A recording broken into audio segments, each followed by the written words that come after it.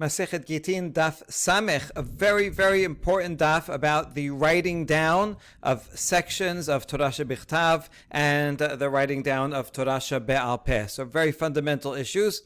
We start off with a discussion of the aliyot. We saw yesterday that Kohen should go first and then Levi.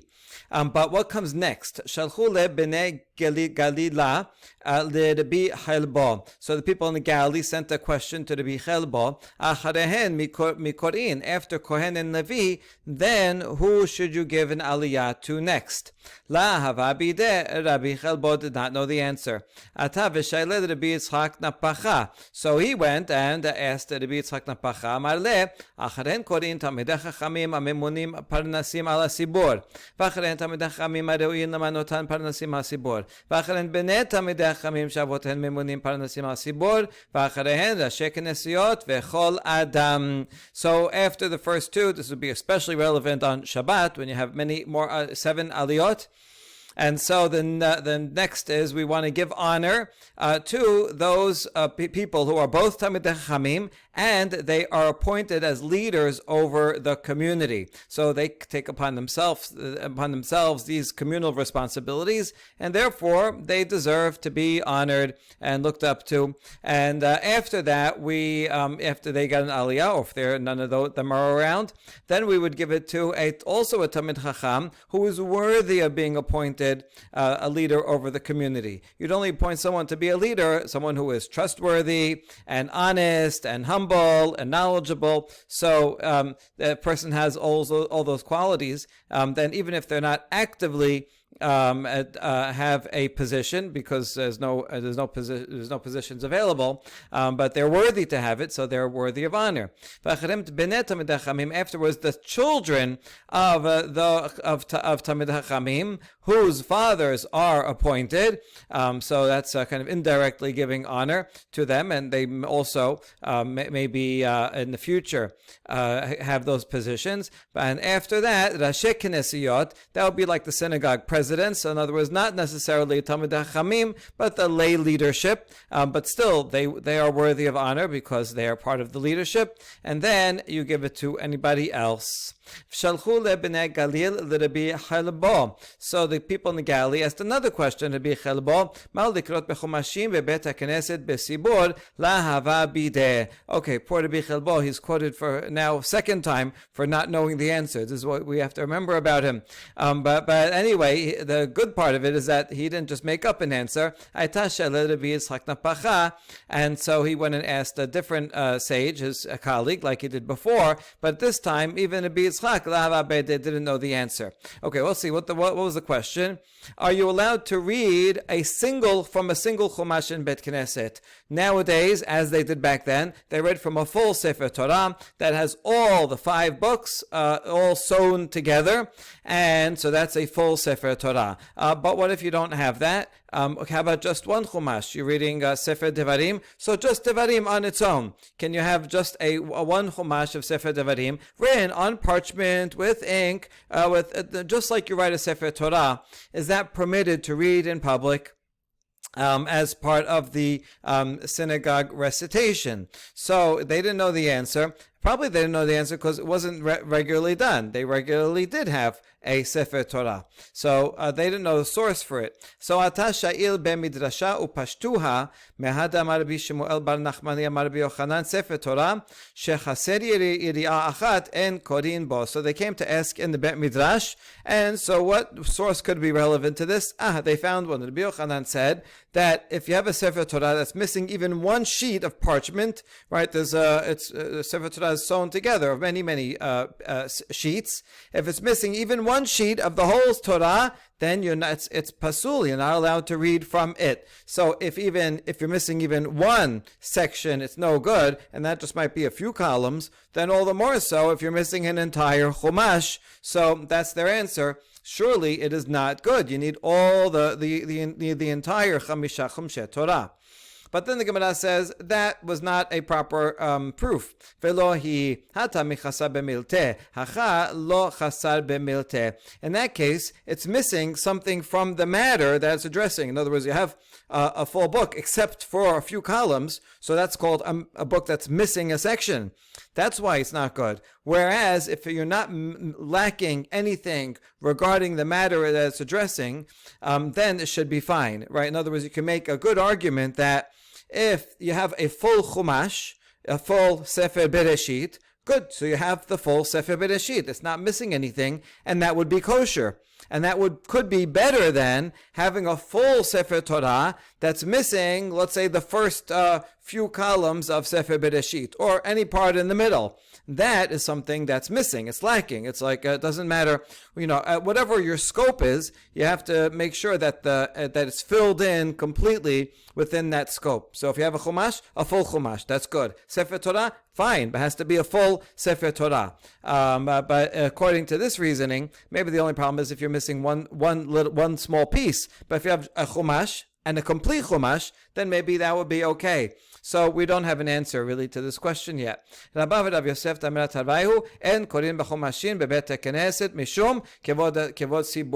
final answer is no, you're not allowed to read from a Chumash, even though you're allowed to write a Chumash, and you can use it for study. That's fine, right? It's a full section on its own, but nevertheless, you should not read it in Bet Knesset because it's not respectful for the community. Right? People come and say, what's wrong with this Bet Knesset? What, they can't afford to have a full Sefer Torah? The full glory of a Sefer Torah is when you have all the Chumashim all together, like we have. It's very beautiful, and it also makes a difference because you have the Torah is in its fullness comprises of all 5 books. And to have only one, is not as respectful, and therefore should not be done. ורבה ורב יוסף דאמרת הלוויהו, היי ספר הפטרתה, אסור למקרה בשבת.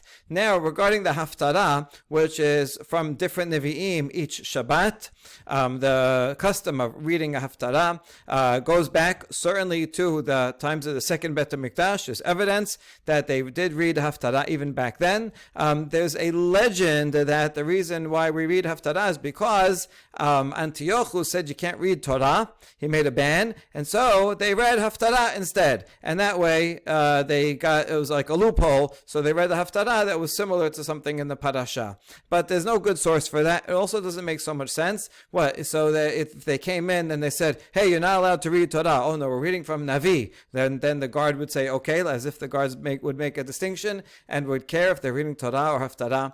Rather, actually, it seems to be that the rabbis wanted to make sure, yes, that you're completing the entire Torah every either year or 3 years. In Eretz Yisrael, they used to finish in 3.5 years, but to have a chance for the people to learn also from Navi and seeing the Navi as a kind of expansion and commentary on the Torah. So the Haftarah is important in and of itself.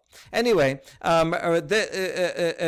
read Haftarah, okay, no one ever put a whole Tanakh sewn together. That would be way too big. But they did have Sefarim, a Sefer Yeshaya, an entire scroll of Yeshaya, written by hand, just like a Sefer Torah is written, but that would be the entire Yeshaya, the entire Yirmiyah, and so on. So that would be the ideal way to read Haftarah. And even today, that would be ideal, even though it's very difficult to do, because you have to have full scrolls, kosher scrolls for each of the Nevi'im, and the Baal Koreh has to prepare that also, because it wouldn't have ta'amim and nekudot. That would be the ideal way. But in order to save money and effort, what about a Sefer Haftarot? Just like our Sefer Haftarot today, it has only the Haftarot for every single parasha and skips everything else. Is that permitted to use? So Rabban and Rav Yosef, they both agree that it's prohibited to use. Why? Because again, you can't write it. So this is a very important halacha, one that's there's more exceptions to the rule nowadays, and for some reason people are not so aware of this halacha. But the halacha is you're not allowed to write a section of Tanakh. If you're writing Tanakh, you have to write a complete Chumash or a complete Sefer Navi or complete Terei Asar, complete any book, because context matters. And if you're taking one paragraph, one chapter, or even a few chapters out of context, then it doesn't have the full meaning as it does when it's in context. And therefore, you're not allowed to write just a Sefer Haftarot, and it cannot be used.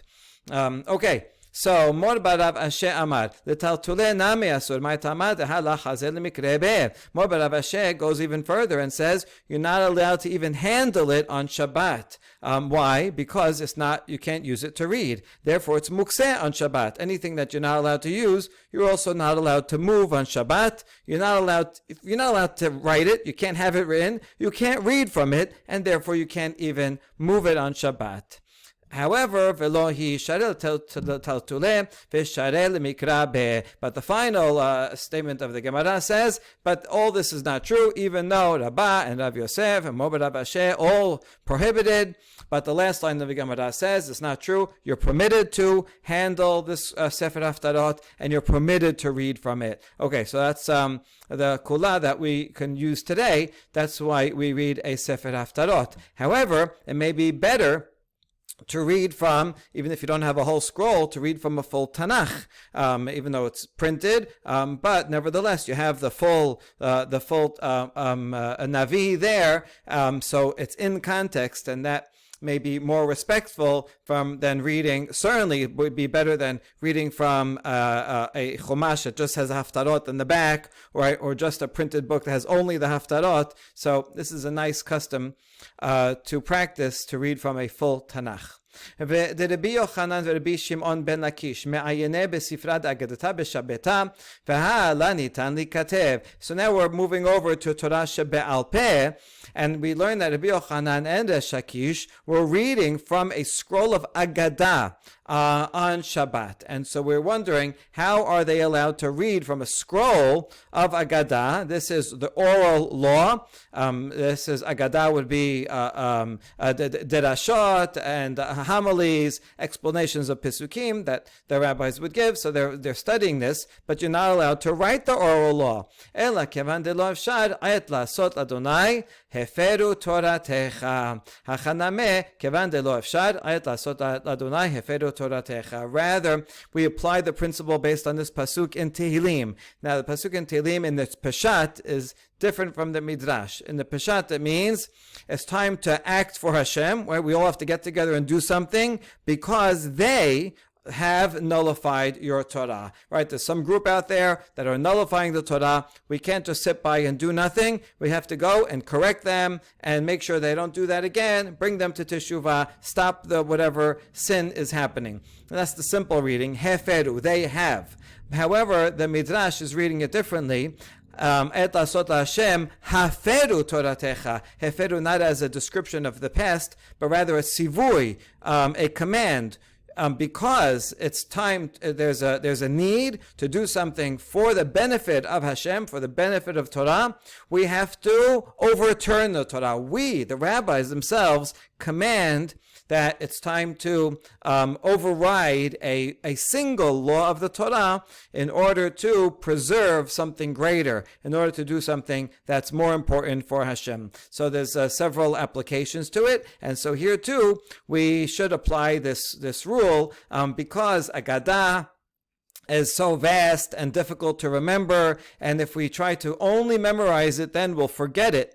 Therefore, the rabbi said, you know what? We're going to override the rule. We're going to see the rule in a minute that you're not allowed to write the oral law, and in order to preserve the law, the Torah, and do something for Hashem, we're going to nullify your own Torah. We have to nullify a little piece of Torah in order to preserve the most of the Torah. Okay, now it's very important that this source here applies only to Agadah.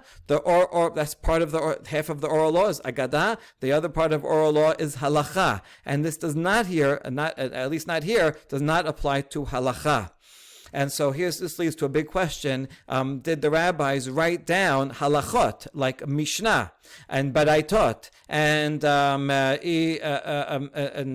sources like that? And so there's a big debate on it. This debate goes back to Rishonim and Acharonim. The latest and greatest book about this is by Yaakov Zusman, who concludes that the Mishnah was not written down. Rabbi Yehuda Nasi, he composed it word for word and published it orally. How do you do that? Right, he composed the text. This is what the text is going to be in his head, and he would present it, recite it in front of the students many times until everyone memorized it. Could be here and there. There were certain students that had private notes. They wanted to take notes for themselves, but those were not officially recognized. And that's the way it was for the entire time of the Tanaim and the Amoraim. Never once in all of the Talmud does it, Yerushalmi or Bavli, it never says that they brought a scroll of the Mishnah and checked it. It does say that about the Torah. It says it here about Agadah, but whenever they want to know about a Mishnah, they bring a Tana, a memorizer, and say, right, tell me, what is this Tana, what is this Mishnah, what is this Baraita? And so that seems to be the best conclusion, that although they permitted writing Agadah, because Agadah is very long and difficult to memorize, however, Mishnah is also difficult to memorize, but that is more essential, more fundamental, and was not allowed to, and was not written. It was not written until the time of the Geonim, when there were communities that were far away from the yeshivot in Bavel, and they did not have access to the oral law, and so one of the Geonim went and wrote down the Mishnah and Gemara for that faraway community in Spain. But in the Geonic yeshivot themselves, we have evidence that they memorized everything. One of those pieces of evidence from a letter from the Geonim, from the Geonic yeshiva, trying to raise money and boasting, and our yeshiva is so great that we don't even have any books here. I say that sometimes about my students who don't always do the readings, but for a different reason. And the Geonim is because they knew everything by heart. All right, next. And so now that we understand this rule, back to Torah shebichtav, that you're not allowed to write only a small, any section of Torah shebichtav. You can write a full chumash, and you certainly can write a full Sefer Torah, but you cannot write a piece. So Abaye asks Rabbah, what about if we want to teach children to study and to read? It would be very difficult to have a whole Sefer Torah for every student. It would be basically impossible. So we want to teach them to read. We want to teach them Chumash, and it's much easier if we can write one section for them. For every 2-3 students, we'll have a section. So is that permitted? So let's open up the discussion.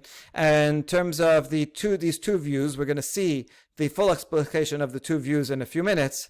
But there is one view that says when the Torah was originally given by Moshe, it was given scroll by scroll, piece by piece. In other words, as Moshe at Har Sinai did not receive the full Torah, that actually everybody agrees. He received the 10 Commandments, and then Parashat Mishpatim and other laws, perhaps regarding the Mishkan also, all those were given there at Har Sinai, whatever it says there in that context. But obviously, the stories, let's say, about the Medaglim, or anything about Korach, these are all things that are going to happen in the future, or the events of the 38th year, about Bil'am, or the wars against Sichon and Og. All this was not given at Sinai because it didn't happen yet, so it wouldn't make sense for that to be given. Rather, the Torah, part of it was given at Har Sinai, and then over the 40 years, Moshe received prophecy and taught it to Bnei Israel piece by piece. According to the first opinion,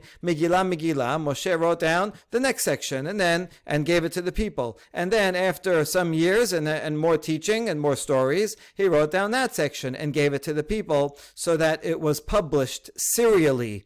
Other books that are published serially were like Rambam or Nevuchim. He wrote it section by section and sent it to his student in Aleppo. And other novels, Lehavdil, like Charles Dickens, would publish a chapter each week in the newspaper. So some say the Torah was published like this. However, other people say no, the Torah was not written at all until the end. Moshe taught it by memory. Throughout all the 40 years, right? He kept teaching it to them, but none of it was written down until at the end of Moshe's life. Then he wrote everything down as one book, complete book, and gave it to the Kohanim and the Levim and to all of the Shevatim. All right, that's the two opinions. Now, what difference would it make? So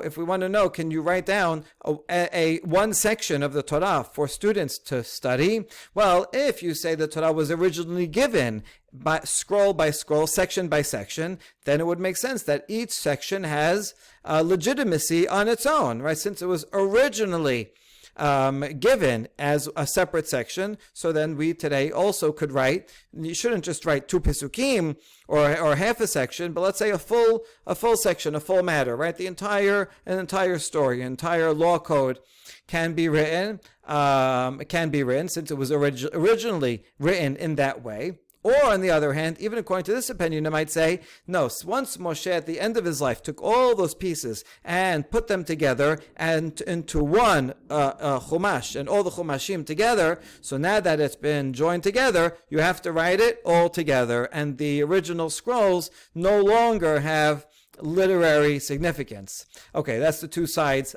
for that branch. The other branch, on the one hand, if you say, on this other hand, if you say the Torah was written only at the end, published all at once, so since it was published all at once, so then you cannot write one section. Or, even according to this opinion, you can argue the other way. Or you could say, it's impossible. There's no way that we can write a full Sefer Torah for every student. And now, what are we going to do? The students won't know how to read, right? I mean, we can tell them the laws by heart, but we want the students to know how to read to read it. And so since it's impossible, so we have to et lasot Hashem. So that was the question by Es Rabbah, his teacher, and his answer was Amale en kotvin umatam lefish en kotvin. His answer is it's not allowed. What's the reason? Because it's not allowed. Because that's the tradition that we don't. In other words, even though we have these different possibilities, is it because of this, because of that? And he said it really doesn't matter how the Torah was originally given. This is the halacha. That you're not allowed to write a section of the Torah, not even for students to read. Now, Abaye asks, challenges this. Itibeh. Af hi asetata bla shel zahab sheparashat sota ketuba aleha. We have a tradition that Queen Helena, she was from Adiabene up north. She converted to Judaism, and she was rich. She was a queen, and she wanted to donate something. So she donated a golden tablet with Parashat Sota written on it. That way, if there ever was a Sota, they wouldn't have to go and open up a Sefer Torah to copy it, right? To make a Sota, you have to write down Parashat Sota and then erase the letters, erase the ink into water. So instead of having to go and copy it from a Sefer Torah, she wrote a tablet with Parashat Sota on it as a model to be copied from. So we see from here then that she'd made this, and we presume she asked the rabbis if it's allowed, and the Bet HaMikdash accepted it as a nice gift. So that means you're allowed to write a section. Amar Rabbi Shimon ben Akish, Mishum Rabbi Yanai, Be'alef Bet, and so Resh Akish says the name Rabbi Yanai. No, it was not written out all word for word, but rather only the first letter of each word, just as a mnemonic, right? They knew the Torah basically by heart, but just as a mnemonic, so the first letter of each word, that would be sufficient, and then they would write out a scroll to erase it. And in fact, it's actually not allowed to write even one paragraph. Another challenge. Regarding this tablet for the Sotah, it explains that the scribe that would write it, when he was writing, he would look at the tablet, and then he would copy what it says on the tablet, which sounds like the full text is written on the tablet.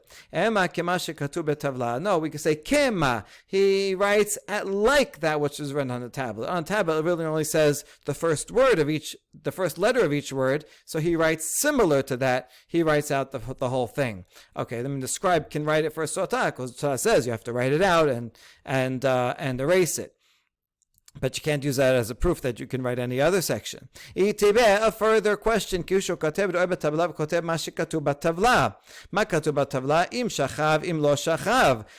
this baraita explicates that when the scribe is writing Parashat Sotah, he looks at the tablet, this golden tablet that Queen Helena donated, and he writes exactly what's ever in the tablet. And what is written in the tablet? Im shachav. If she committed adultery, then this. If she did not commit adultery, then that. These are quotes, words from the Torah. So you see that it says entire words, not just Rashi Tevot. Hachamay skinan beserugin. The tablet actually had alternating. In other words, it put a few words, 2 or 3 words, and then said. And then it just had Rashi Tevot. And then it had 2 or 3 more words, and then had Rashi Tevot. But it didn't have the entire text all together at once. That would still be prohibited. All right, even here we already learned something important, and this will become codified by Rambam, that you're allowed to write 2 or 3 words of a pasuk. That's permitted, but you can't write more than that. You can't write a whole pasuk or a whole section. This could be why in the Talmud, in manuscripts and the printed Talmud, they often don't quote an entire pasuk, but often they'll quote just 2 or 3 words and say v'gomer. And if they need to, they might another 2 or 3 words from the rest of the pasuk and just write v'gomer. And I always thought that was because they just wanted to save space. And everybody knows the Pesukim by heart, which could be true as well. But it could also be that the scribes did not want to write full Pesukim for this very reason. Okay, so and we answered the questions, the challenges, and so far where we're at is Rabbah's rule that no, you're not allowed to write a section, not even for children to study. And now we say ketana'eh. Actually, this is subject to a machloket between 2 Tanaim. En kotvim megillah letinok litamed ba, v'im dato lashlim mutar. So here Tanna Kama says you're not allowed to write a Megillah meaning one full section of, let's say, all the laws of marriage or something. So you can, or one story, right? The story about Abraham. So, no, you're not allowed to write not even a Megillah section, not even for a student to study. However, if the scribe has in mind that he's going to finish, then it's allowed, right? You start from the beginning. Let's say you write Bereshit, and you write the story of Bereshit. And you have in mind, well, I'm going to continue. You can't write a whole Torah at one shot, in one sitting. So you say, I'll continue. And then, okay, you got busy with other things, and you didn't continue. So now you have a scroll of Bereshit, the first couple of chapters. And so now you have you can use it because it was written in a permitted way. So yeah, if you can do that if you had in mind to complete, but you can't write it on purpose just for that reason. All right, so, this is a partial workaround, but it's quite limited. You can't keep saying, well, I think I'm going to start a scroll. I'll start another one. I'll start and never finish, right? That's already taking this loophole too far. So that's Tanna Kama. Rabbi Yehuda Omer, B'Bereshit Ador HaMabul, B'Torat Kohanim Ad Vayhi Bayom HaShemini. Rabbi Yehuda is more lenient, and he said, you can write in Bereshit, you can write from the beginning until the story of the flood. All that is one section, but it's a standalone section. You don't write just a piece. You can't just write Bereshit Perek Aleph or Bereshit Perek Bet. You have to write until Noach. That sounds like the whole parasha, what we would call parashat Bereshit, right? And then, or that would be, for example, in Bereshit. For example, in Vayikra, you could write from the beginning until Vahi Bayom HaShemini. That's a lot. That's 8 chapters, but that's one section That's Parashat Vayikra, Parashat Tzav, all together. That's a section about all the korbanot. So that's a standalone section, and you can write that for students to learn. You can see here incidentally about the curriculum for students that either they started with Bereshit or they started with Vayikra. We see from other sources that children started with Vayikra, even though we consider it maybe now to be very technical and detailed, but this also has important laws of Tumah and Tahara that children need to know. And actually, I know from my kids studying that they all actually liked Sefer Vayikra, and kids in general, they actually like the structure and details of Sefer Vayikra. And so you can see that these are the typical parts that they would teach to kids back then. So anyway, the Biuda says, yes, it's permitted to write full sections of parshiyot of the Torah. Amar Rabbi Yochanan Mishum Rabbi Bena'a Torah Megillah Nitana Shneimar Az Amarti Hine Bati B'Megillah Sefer Katub Alai. Rabbi Shimon ben Lakish Omer Torah Chatuma Nitana Shneimar Lakovach Et Sefer HaTorah Hazot. So Rabbi Yochanan says in the name of Rabbi Bena'a that now we're going back to the machloket that we cited, but here's the original spot. The Torah was given section by section throughout the 40 years. Moshe wrote and published and gave to the people one section at a time. And the sections might be like, Sefer Parashat Bereshit, or Parashat, as we saw before, Vayikra and Tzav, right? We don't know the exact subdivisions, but it might be something like our Parashat HaShavuos, or maybe like the Eretz Yisrael Parashat HaShavuos, which were shorter. Okay, so it was given in that way. How does he know? There's a pasuk in Tehillim written by that David wrote about himself, where it says, "Then I said, I come with the scroll of the book that is written for me," or about me. This refers to a different Agadah that David HaMelech, people were attacking his lineage. Says, where are you from? From Moab? Are you legitimate? You're no good. And so David had to defend himself with a section from the Chumash, referring to the section in Bereshit where it talks about the daughters of Lot, and it mentions Moab there. And so there's a derasha that shows that that story is important because it refers to the legitimacy of King David. So he's referring to that. He says, there is a Megillah Sefer written about me. So that there you see that there's a Megillah Sefer, meaning a section of a scroll that's a section of a Chumash, and that's a standalone piece because David is referring to it, and therefore we see it would be that the Megillah is a standalone piece because Moshe gave it as such. However, Reish Lakish says no, the Torah was given all together, as it says at the end of Devarim. Hashem tells the Leviim, take this Sefer Torah and deposit it in the Aron, and so it says Lakoch Sefer HaTorah, talks about the whole thing. So we're assuming here that Megillah means a subsection, whereas Sefer Torah is referring to the entire Chumash.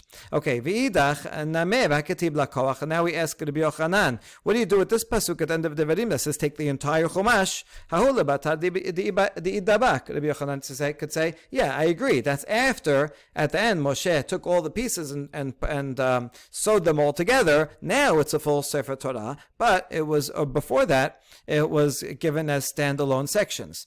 V'idach nameh. And now according to the Shakish, Sefer Katub Alai, what are you going to do with that pasuk from David, referring to a subsection that's a Megillah?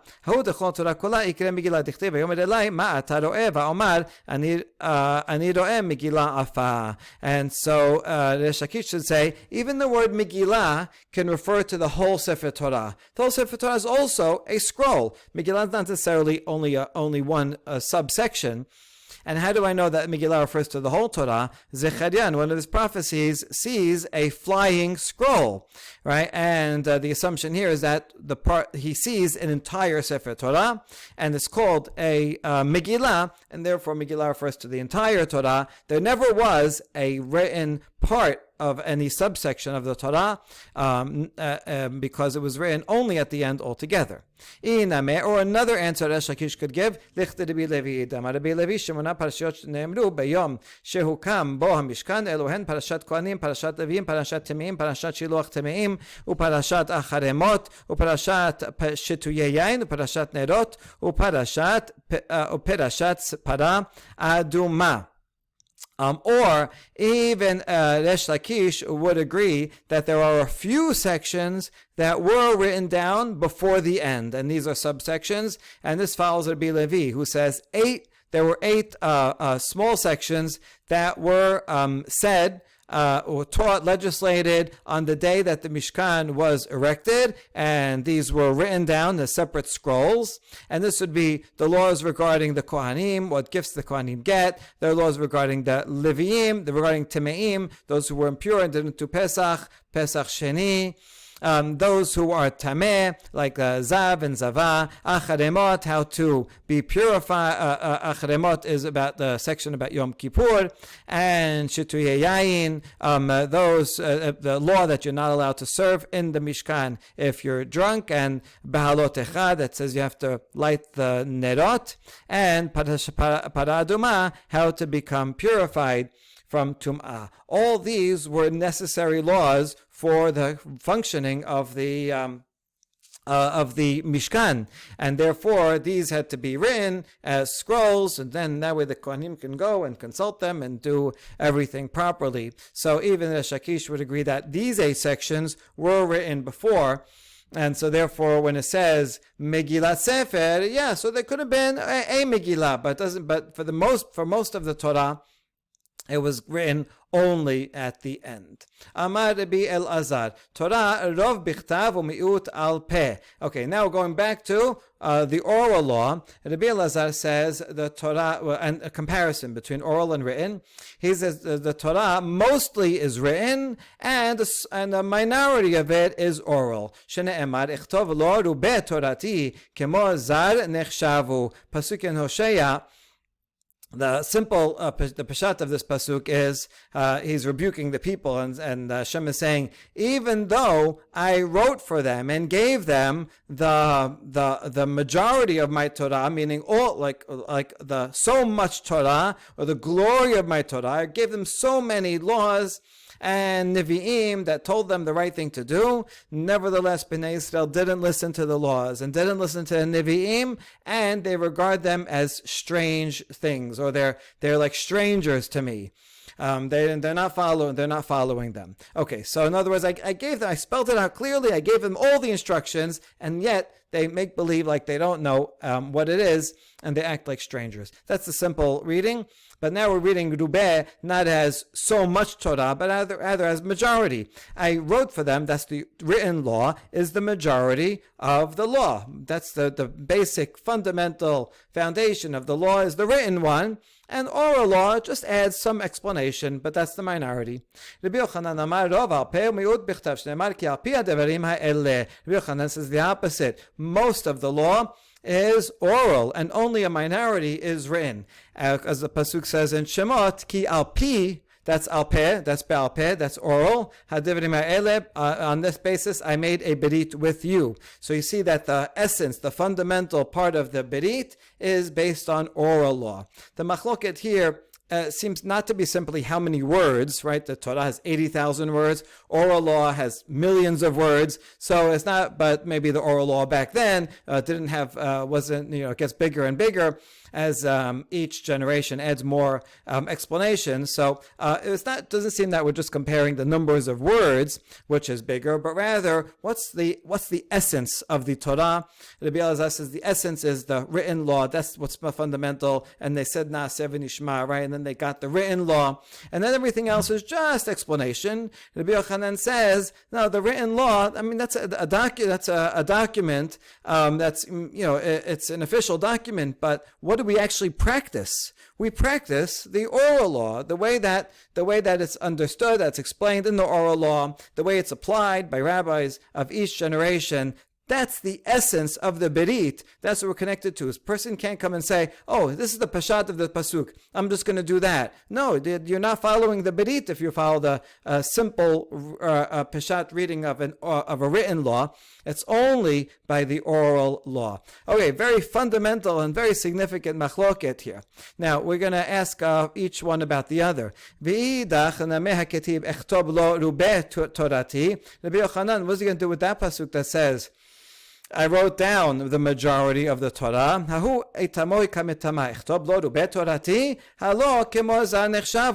this is written as a rhetorical question, right? Should I write down most of the law? If I do that, then they'll be like strangers. I'm not writing most of it down. This relates to another set of derashot regarding the way that Torah shebichtav was stolen by other nations who took it as their own, referring most importantly to Christianity, who accept what they call it the Old Testament.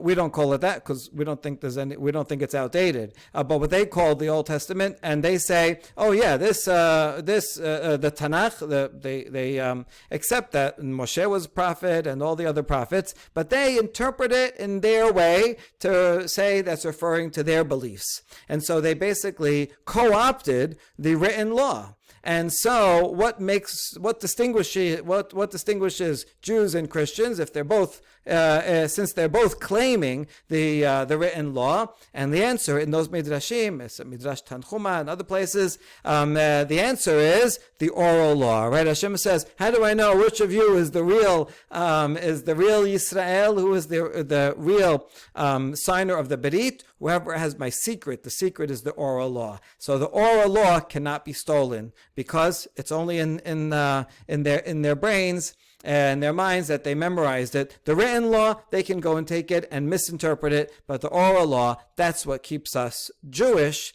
That's what keeps our identity. If all that would be written down, then it would be dangerous, because if you write it down, then they can take that too and interpret it in their way, and then take everything. So therefore, it's like a question: should I write down most of my Torah? No, then Israel will be like strangers to me. Right? The essence of the berit, of our connection, something that nobody can take, is the oral law. Okay, very deep and very important derasha here.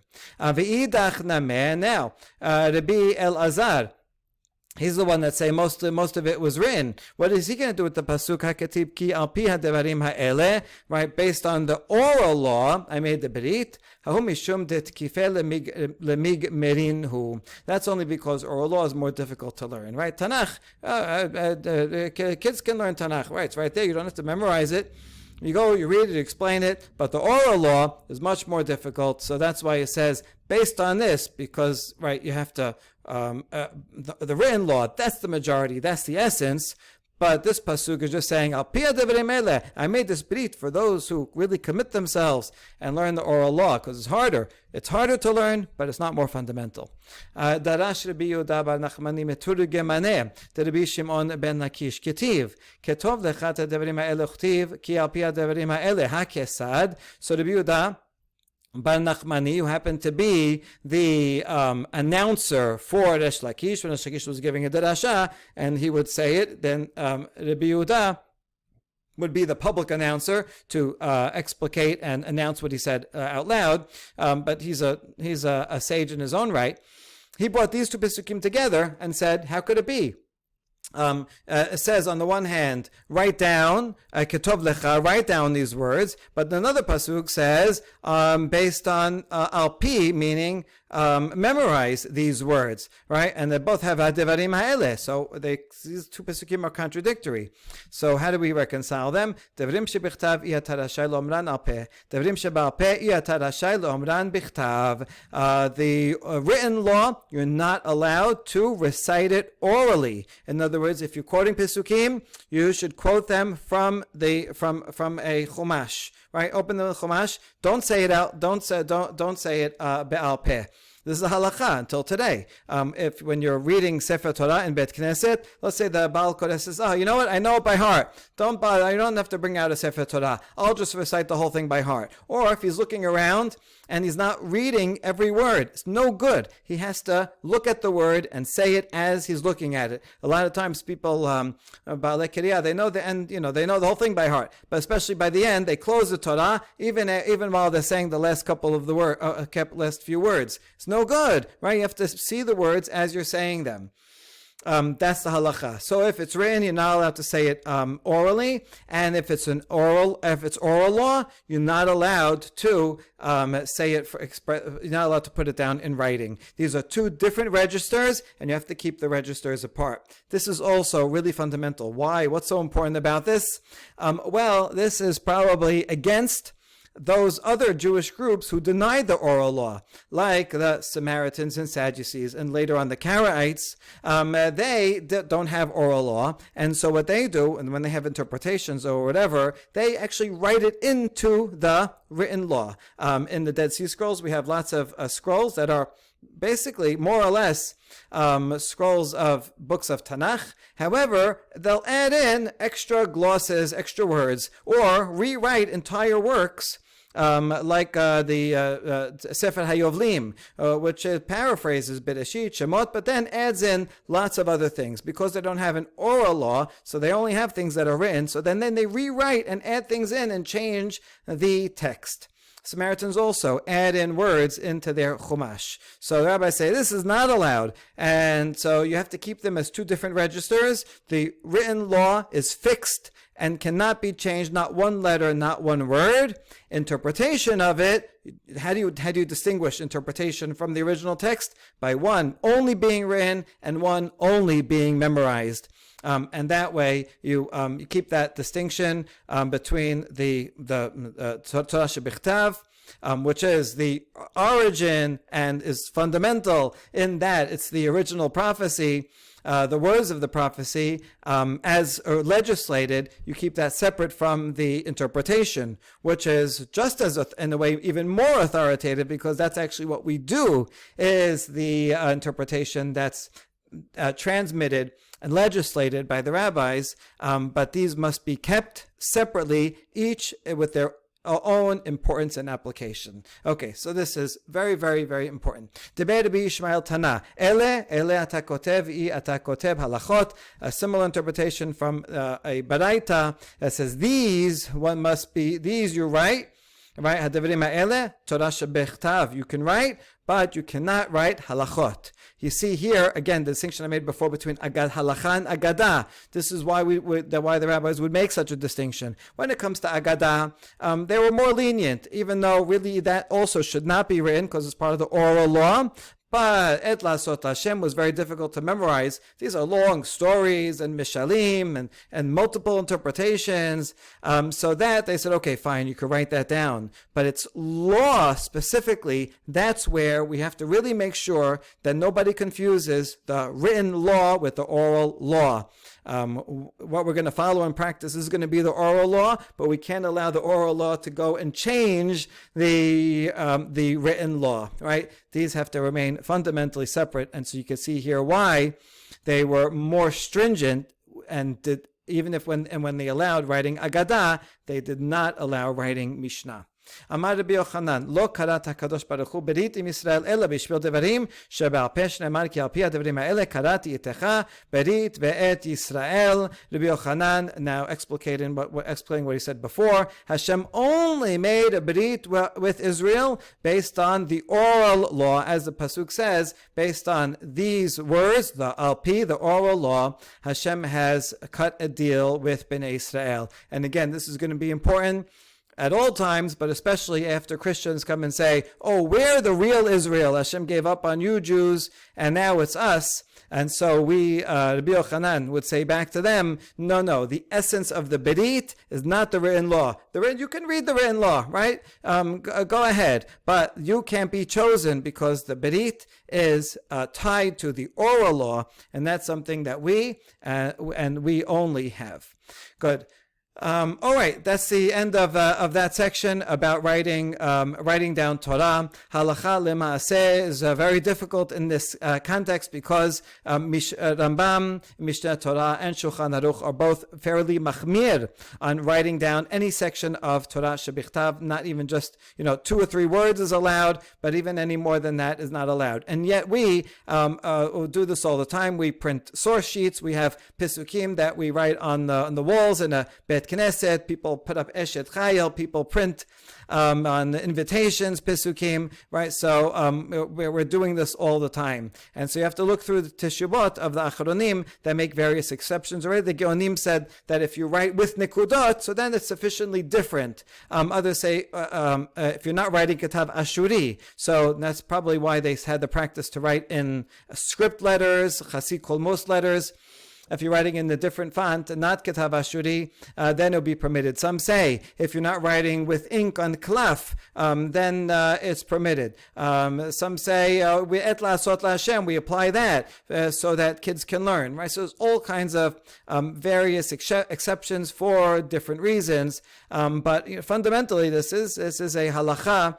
You can, that's variously interpreted, right? You see people who write the Pituma Ketoret, and they think they're being machmir and doing something great to write the Ketoret on klaf, like a kosher Torah, and they're writing just that one paragraph of Pituma Ketoret. So, okay, something it's a good idea to do, but they are relying on a lot of leniencies to permit writing one section of Torah. But fundamentally, the idea is that whenever we're reading Torah, it should always be done in context. If you take a pasuk or a paragraph out of context of the Chumash, then we are not going to understand it fully. So wherever possible, we should use a full Chumash in order to study Torah shebichtav.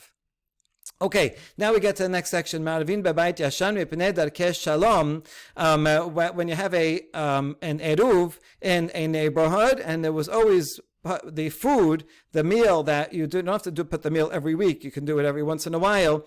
When you put the food in one section, but it has to stay there. It has to be there every week. Today we use matzot, so we do it once a year, and we leave it in one place all year round, and we just renew it once a year. But if it's not matzot, then you have to redo it. You do have to put it in a single house every week to say we are all sharing in this space. So we should do it in the same house and don't change it, so that for Darkei Shalom. My ta'ama, let's explain. How does this keep the peace? Ilema mishum kavod veha.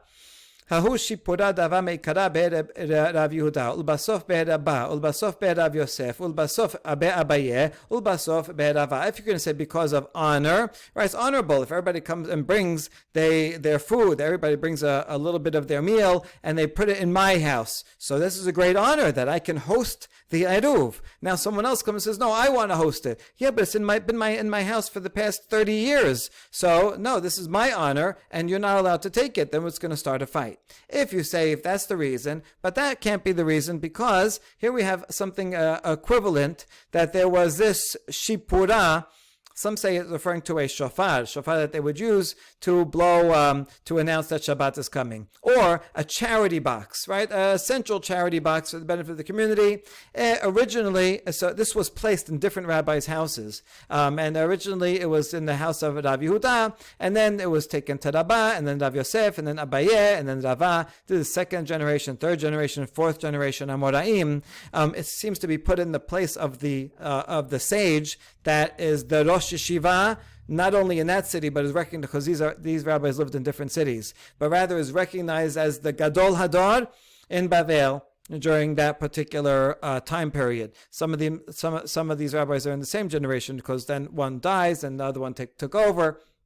Okay, so what you see here is that we do move something that's for the sake of honor, and you move it to someone else. And we don't worry here about it causing fights. Ela mishum hashda. Rather, the reason why we keep the eruv in one place is to remove suspicion. If the eruv was in my house for 30 years, and then we move it to someone else's house, someone's going to come and they're going to pass by my house, they're going to come over, and they're going to say, oh, wait, where's the eruv? It's not here? Oh, I guess people didn't even make an eruv. And they're going to say, oh, look, everyone's carrying, and there's no eruv. And so therefore, it's good to keep everything steady, always do it the same way, so everybody knows where's the eruv. If they want to check to make sure that the eruv was done, they'll come over to my house, they'll see the eruv, right, and they can share it together. And that way, it will not cause fights for people coming and saying, hey, you didn't make an eruv, how are you carrying? And so on. Good. Bor shu karov le'amma. Now we have a pit, we have a aqueduct or irrigation channel, and it has to fill up the cisterns for many different farms. So the law is that the one that it goes to first, that they get to fill up theirs first, so that no one, so don't make fights about it. Otherwise, you're going to say, I want mine to be first, you want yours to be first. So okay, first come, first serve. Whoever is first in the stream gets to fill up their cistern first. Itamar b'nei nahara, Rav amar tata'e shatumaya beresha. Shmuel amar ila'e shatumaya beresha. Now we're talking about a river, so who gets to get their land irrigated first from a river? Rav says those that are at the bottom of the river. And Shmuel says, ila'eh, those are at the top of the river, get to take the water first. Okay, now, bidmizal kule amala pelige. Now, if the river is flowing and doesn't need dams, and it's just going, and there's plenty of water, and so people could just, take some water, then everyone agrees, everyone can take whenever they want. That's not a problem. Ki pelige b'miskar ve'ashkuye. The problem is when they need dams to divert the river, they're going to have to stop the river, put a dam, and divert the water to their field, and then when they're done, then the water can go and be used by somebody else. So this is where the machloket applies. Shmuel amar idla'eh shatumaya beresha. Shmuel says the people at the upstream, they get the water first because that's where the water is, the same as an aqueduct. Damre anan mekarbinan tefer. We are closer to the source. Makes sense. Rav amar tata'eh shatumaya beresha damre nahara kifshate lezel. Rav says no, the ones that are all the way at the bottom of the river should get first because they can make the following argument. Let the river go. You're not allowed to tamper with nature. The river is flowing normally, and so the people upstream have to let it go. Now, if you're the last one, then you can do what you want because there's no one below you that can complain. So therefore, the last one can take the river, divert it to their field. People upstream can't argue. And when he's done, then the next one upstream can upstream. But the ones downstream can argue, don't leave the river alone, you're not allowed to touch it. All right, so both sides seem to have good reason. Let's see if we can learn one way or another. We quote our Mishnah, Tenan, Bora karov la'ama mitmale rishon mipnei darkei shalom. And so here, our Mishnah, although it's talking about an aqueduct, but which should be the same as a river, and you say the one that's closest to the source gets to take first, and that's the way of peace. So that supports Shemuel. What's Rav going to say about that? Tirgema Shemuel aliba de Rav. And so, although we don't have an answer in the name of Rav, his colleague Shemuel, who disagreed with him, provided an answer for Rav. So you really see Darkei Shalom enacted that even someone from the other school who disagrees with him says, listen, this is a good proof for me, but I'll help you out, Rav, and explain how you can reconcile with it. Be'ama hamitalechet al pi boro. We're talking about where the irrigation channel passes the opening of that pit, so that if you don't do anything, it'll open up. For example, like this, you have a river here, and then as it's passing through, it will automatically fill that pit. In that case, that's what the Mishnah is talking about, where without any dams, it will automatically fill the top guy's pit first. So in that case, the top guy doesn't have to stop it. He's allowed to allow it, and no one else can come and stop it and force him to stop it. So his can get filled up first. That's what the Mishnah was talking about. Whereas their machloket was talking about a case where you would have to actually close up the river, put a dam, and divert the water, there you're actively stopping people from taking it. There, Rav would say, no, you have to let the river go through, right? That was his reasoning. Nahara kifshate lezel. This phrase of Rav is reminiscent of another important phrase, Nahara ufashte. When you want to say, when there's different communities, and these people follow halacha A, these people follow halacha B. And so what should we do? And so the Gemara often will say, each river flows according to its own path, right? They have a tradition that they do this. The other one has a tradition they do that, right? Let each of them follow their own flow. Okay, so Rav says here, the Mishnah is talking about where it would flow freely into the upstream cistern, but you can't close it off. Okay, good. So now Gemara says, if that's so, then isn't that obvious? Well, why would the Mishnah even be teaching? Why would anyone think that you can't let the water just flow in? You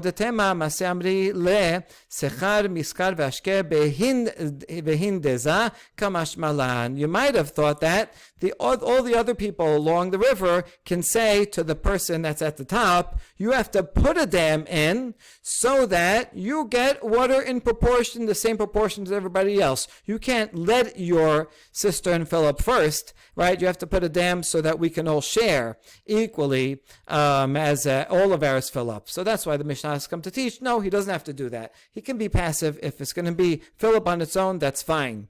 But what he can't do, according to Rav, is stop the river so that it only fills his up. Amar Abuna bar Tachlifa Hashta Delay Tamar Hilchata Lo Kemar Velo Kemar Kol De'alim Gavar. Rav Huna bar Tachlifa says we don't have a decision. Is halacha like Shemuel that the top one gets the right, or like Rav that the bottom one gets the right? Since we don't have a tradition that halacha is decided like one or the other, whoever is stronger prevails. Which sounds like they go and have a fist fight about it, and whoever wins the wrestling match wins, but rather the commentaries explain this talking about a fight in court, right? They'll let them fight out their respective claims in court, or let them give good arguments why it makes sense that this one is that one, and come to some agreement that way. But there's no official halacha. It's not like the top one always gets it, the bottom one always gets it. It'll depend on the various factors of who would be most deserving based on the geography and the needs. Okay, Rav Shimi bar Ashe Atalekamed Abaye Amale Lutvan Mor Be'idana. Okay, a fun story about Rav Shimi came to Abaye and says, can you please find time to study with me? I want to study with you. Do you have time for me? Amale Itli Idana Ledidi. I do have some time, but that's my time, right? My own time. That's when I study by myself, I review, and I need that. I can't give you from my time. So Rav Shimi is an insistent student. He says, okay, teach me at night. And at night I have to go and water my fields. I irrigate my fields. I work at night. So Rav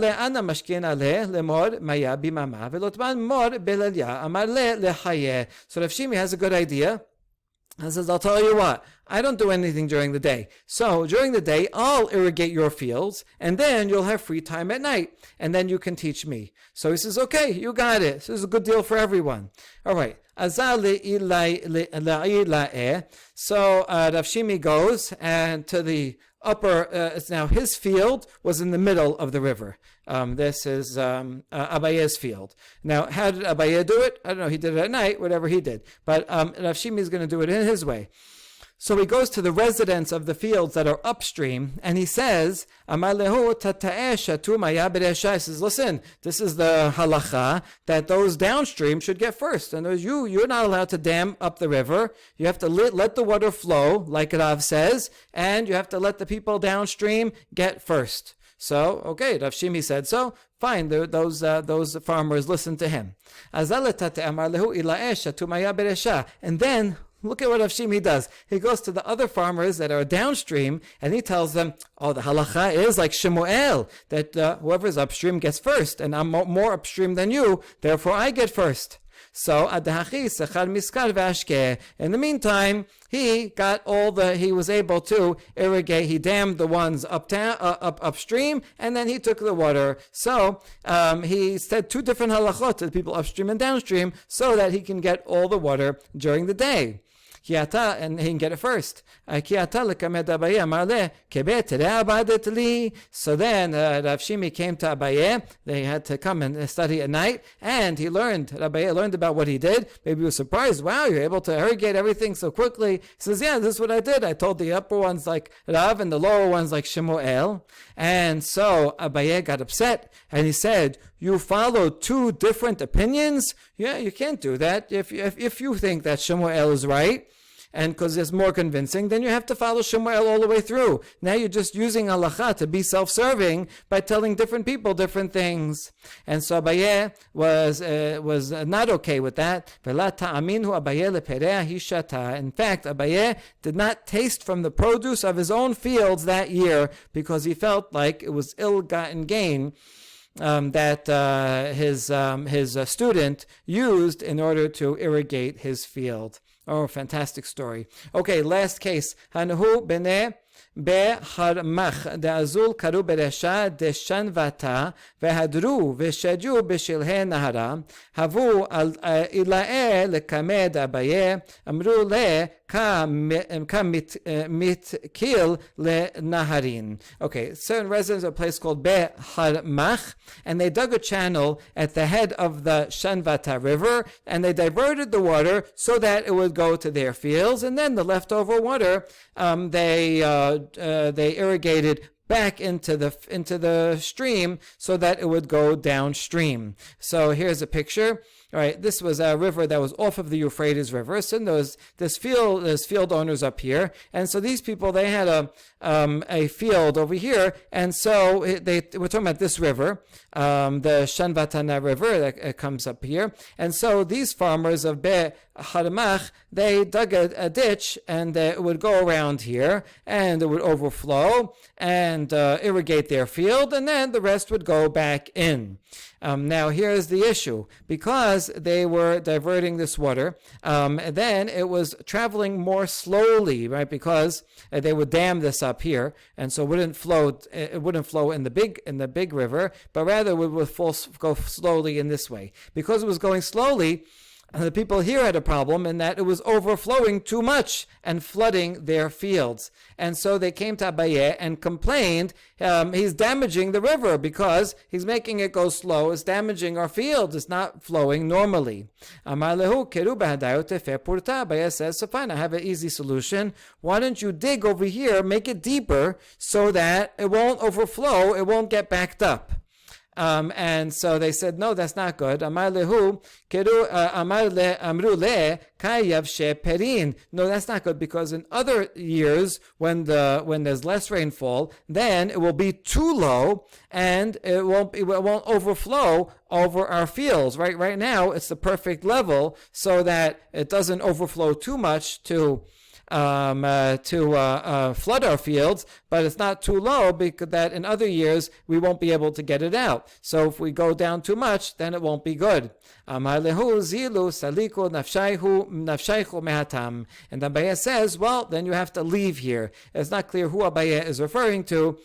Some say it's referring to the Be Harmach. He says, listen, you guys, you're causing problems for people upstream, and I tried to give them a solution, but they have a good claim that the solutions are not good, and therefore you don't have a right to slow down the river and cause problems to other people, right? You have to leave, go figure something else out. That's one version. Another version says he said to the guys upstream, that's who he was talking to the whole time. He says, well, listen, it's your problem. They have a right to take this water and do what they want with it, and if you can't live there, then you figure out something else. So this is a good application of Kol Da'alim Gevar, right? Each one has to bring arguments of for whom is it more of a problem to try to fix it and try to come up with some kind of solution and some kind of compromise, because after all, right, everyone benefits if they can find some way to share the water equally and fairly, and that will bring the greatest shalom.